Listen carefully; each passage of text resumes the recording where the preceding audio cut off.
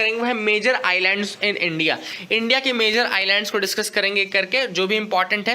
तो सबसे पहले जो गुजरात वाला रीजन है वहां पे आपको पंचम, खादिर, बेत, नोरा, पीरतन, ये वेस्टर्न, देखो इनको बेसिकली किसी एक स्टेट के आप नहीं बोल सकते उस कारण से, क्योंकि किसी स्टेट आइलैंड है तो किसी एक स्टेट में तो नहीं होगा, है ना। अब हो भी सकता है लोकेशन ऐसी रहे, लेकिन अब देखो मेन जो आइलैंड है वो वेस्टर्न और ईस्टर्न पार्ट्स में डिवाइडेड रहते हैं। तो आपको यहाँ मेन ये देखना है कि कौन सा वेस्टर्न साइड में है, कौन सा ईस्टर्न साइड में है, तो इस तरह से पूछेगा।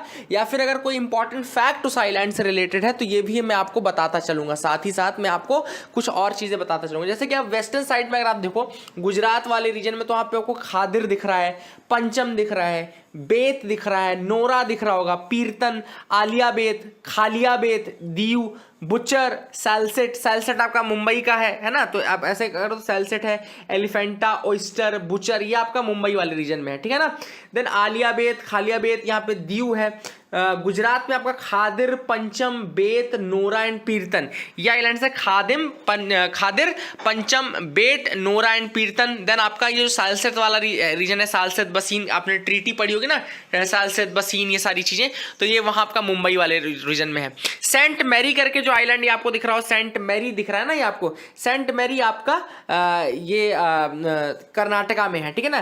फिर ये नीचे शेटलैंड आइलैंड दिख रहा होगा, तो यहाँ लोकेशन भी याद रखना, थोड़ा नॉर्थ टू साउथ पूछ सकता है कि Saint Mary, Shetland and coconut. Coconut आपका थ्रिसूर केरला में है, ओके, याद रखिएगा। कोकोनट जो है आपका वो थ्रिसूर केरला में लोकेटेड है, तो ये भी आप याद रख सकते हैं कि ये नॉर्थ टू साउथ जरूर पूछ सकता है।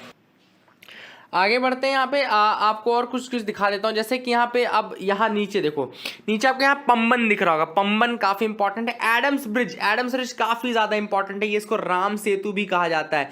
राम सेतु जो है वो एडम्स ब्रिज को ही कहा जाता है। कच्छा थीवू आपको दिख रहा होगा। कच्छा थीवू आपका श्रीलंका के कंट्रोल में है। एक्चुअली कच्छा थीवू जो है एक डिस्प्यूटेड आइलैंड था, जिसको कि 1976 तक इंडिया क्लेम करता था कि उसका है। इंडिया और श्रीलंका के बीच का डिस्प्यूट है, ये कच्छा थीवू कहा जाता है। आपका एडम्स ब्रिज भी है जो कि आपको यहाँ पे कनेक्ट करता है मन्ना, गल्फ ऑफ मन्नार वाले रीजन में।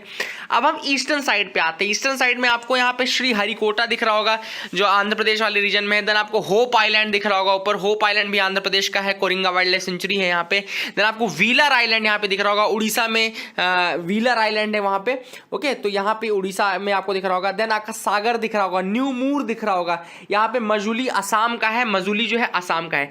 मजुली के बारे में याद रखिएगा फैक्ट कि 2016 में ये पहला आइलैंड बना जिसको कि डिस्ट्रिक्ट घोषित किया गया, इंडिया का पहला आइलैंड जो कि डिस्ट्रिक्ट घोषित किया गया 2016 में। और मजुली जो है वर्ल्ड का सबसे बड़ा रिवराइन आइलैंड है, वर्ल्ड का सबसे बड़ा रिवर आइलैंड आपका मजुली ही है। तो हैबिटेबल रिवर आइलैंड है वर्ल्ड का सबसे बड़ा मजुली, और 2016 में इसको इंडिया का एकमात्र ये आइलैंड डिस्ट्रिक्ट है जिसको घोषित किया गया। इसके अलावा आपको यहाँ पे अंडमान निकोबार में नारकोंडम और बैरन दिख रहा होगा, नारकोंडम और बैरन। अब मैं आपको बहुत अच्छी अच्छी चीजें दिखाऊंगा।